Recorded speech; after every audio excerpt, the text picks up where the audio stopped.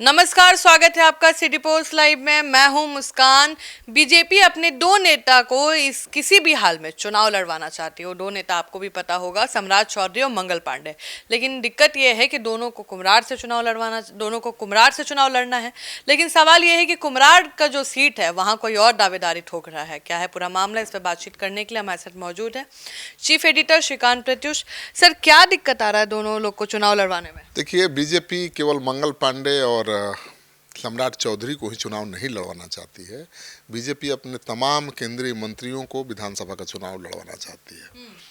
ठीक है, चाहे वो गिरिराज सिंह हो, नित्यानंद राय हो, जो भी केंद्र में मंत्री हैं सबको चुनाव लड़वाना चाहती है। क्यों? माहौल बनाने के लिए। बड़े नेता लड़ेंगे चुनाव तो माहौल बनेगा। तो लेकिन कोई भी केंद्रीय मंत्री चुनाव लड़ने को तैयार नहीं है। ऐसा क्यों सर? यार भाई, कोई केंद्र में मंत्री है वो आकर विधानसभा चुनाव लड़ेगा?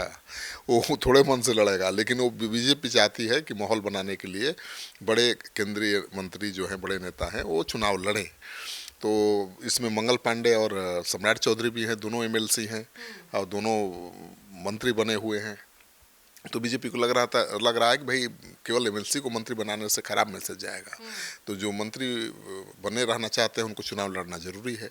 तो ऐसे में मंगल पांडे और सम्राट चौधरी दोनों फेर में फंसे हैं। वो तो चुनाव लड़ना चाहते नहीं है, लेकिन अब बीजेपी करे लड़ना तो पड़ेगा। मंत्री दमसम दिखाइए अपना। दमखम दिखाइए। दमसम नहीं होता है, दमखम होता है। दमखम अपना दिखाइए। तो अब दमखम दिखाने के लिए दोनों चुन रहे हैं पटना के कुम्हरार सीट को, क्योंकि श्योर शॉट सीट है जहां से वो चुनाव जीत सकते हैं। क्योंकि ये बीजेपी की पारंपरिक सीट है। पटना की जितनी भी सीटें हैं उस पर हमेशा बीजेपी की जीत होती है। तो ये दोनों चाहते हैं कि हम कुम्हरार से चुनाव लड़ जाएं, क्योंकि अरुण सिन्हा जो बीजेपी के विधायक हैं उनका टिकट कटना तय है। उम्र भी ज़्यादा है और वो अपने बेटे को चुनाव लड़ाना चाहते हैं। बीजेपी इसके लिए तैयार नहीं है। तो एक ही सीट पर दोनों नेताओं की नज़र है, इसको लेकर मुश्किल बढ़ गई है। लेकिन अब तीसरा नाम है संजय गुप्ता का। कौन है ये संजय? संजय गुप्ता बीजेपी से 2 दशकों से जुड़े हुए हैं। वो बीजेपी के संगठन के बहुत निचले पायदान से उन्होंने अपने करियर की शुरुआत की है। पहले तो ऑटो रिक्शा चलाते थे, फिर संघ से जुड़े, बीजेपी से जुड़े और धीरे धीरे अपनी अपनी पहचान बनाई, एक खास जगह बना ली। और मोदी जी, सुशील मोदी जी जो बीजेपी के सबसे बड़े नेता हुआ करते थे, उनके बेहद करीबी हैं और उन्हीं के समाज से आते भी हैं। तो सुशील मोदी उसी सीट पर चुनाव लड़ते रहे हैं। तो स्वाभाविक दावेदार तो वही हैं, संजय गुप्ता। क्योंकि अब तो सवाल ये भी उठ रहा है ना भाई कि आप मंत्री हैं, सम्राट चौधरी डिप्टी सीएम हैं, मंगल पांडे स्वास्थ्य मंत्री हैं, कानून मंत्री हैं। सवाल बीजेपी के अंदर ये भी उठ रहा है कि भाई ये दोनों अपने क्षेत्र से क्यों चुनाव नहीं लड़ते। सम्राट चौधरी को खगड़िया से लड़ना चाहिए चुनाव, वहीं से आते हैं। मंगल पांडे को सिवान से लड़ना चाहिए। तो ये भी सवाल उठ रहा है। ऐसे में संजय गुप्ता भारी पड़ रहे हैं सब पर। तो संजय गुप्ता मंत्री तो नहीं है, वो संगठन और पार्टी के लिए काम करते रहे हैं, लेकिन वो बहुत लॉयल है बीजेपी। ये सीट मिलेगा सर? देखिए, ये क्या है, पहले तो ये जान लीजिए कुम्हरार सीट का जातीय समीकरण क्या है। इस सीट पर 60% लाला है और इसलिए लाला यहाँ चुनाव लड़ते रहे हैं, अरुण सिन्हा। लेकिन लाला के अलावा भी 52,000 बनिया है, दूसरे नंबर पर बनिया है, और संजय गुप्ता बनिया समाज से आते हैं। तो लाला का टिकट कटेगा तो स्वाभाविक रूप से पहला दावा बनेगा बनिया का। और सुशील मोदी भी इसी सीट से लड़ते रहे चुनाव। और 52,000, 60,000 लाला है, 52,000 बनिया है, 33,000 भूमिहार हैं। वो तो बीजेपी से कोई लड़ेगा तो उसी को वोट देंगे। 30,000 चंद्रवंशी हैं, 12,000 कुशवाहा हैं, 15,000 सहनी हैं, 25,000 ब्राह्मण हैं, 18,000 राजपूत हैं। तो ये जो जातीय समीकरण है बीजेपी के बिल्कुल अनुकूल है। तो यहाँ से जो भी चुनाव लड़ेगा, चाहे लाला हो या बनिया हो, वो चुनाव जीतेगा। और जातीय समीकरण को ध्यान में रखा जाए तो सबसे सेफ है लाला के लिए और बनिया के लिए। तो संजय जी ही बाजी मारेंगे? संजय गुप्ता भारी पड़ रहे हैं बिल्कुल। और मुझे लगता है कि संजय गुप्ता पर पार्टी भरोसा भी जता रही है। लेकिन सर, मंगल पांडे और सम्राट चौधरी अपने जिला कर्म भूमि से काहे नहीं चुनाव लड़ रहे हैं?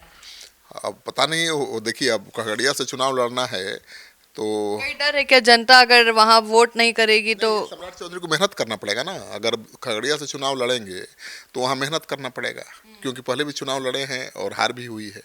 तो फिर से चुनाव लड़ने जाएंगे तो पार्टी के लिए प्रचार नहीं कर पाएंगे, उनको समय ही नहीं मिलेगा। अपना क्षेत्र सुधारेंगे, अपनी सीट बचाएंगे कि पार्टी के उम्मीदवारों को जिताएंगे।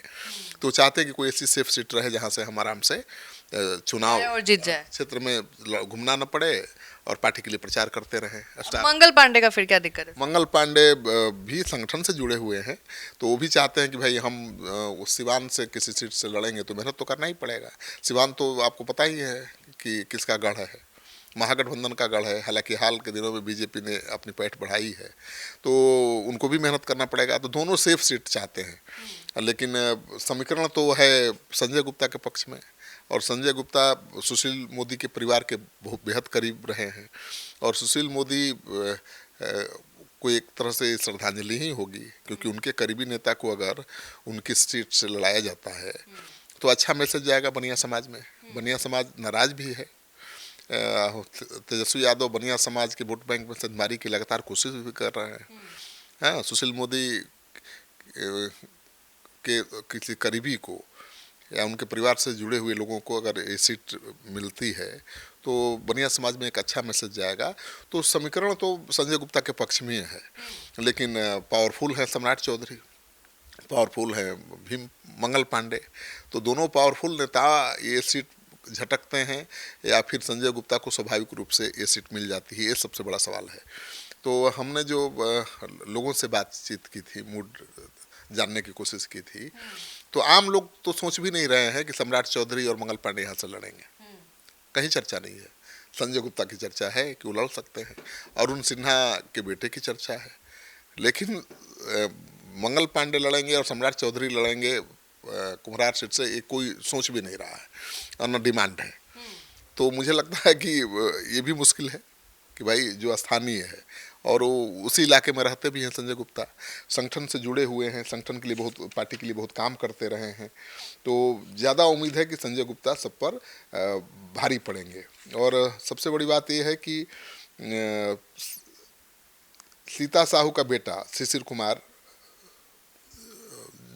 भी चुनाव लड़ना चाहते थे, उसी वजह से उनके पीछे पुलिस पड़ी है, आप देख ही रही है।